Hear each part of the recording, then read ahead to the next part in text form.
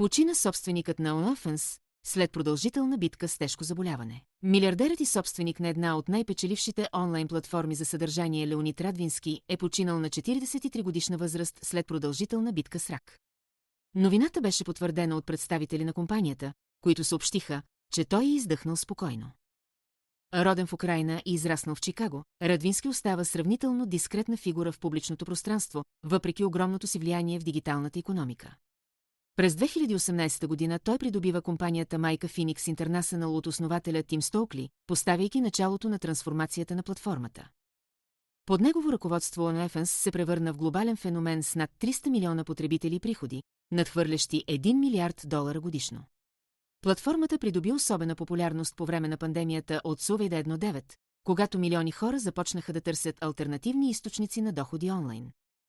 Бизнес моделът на OnlyFans, при който компанията задържа около 20% комисион от съдържанието, се оказа изключително печеливш.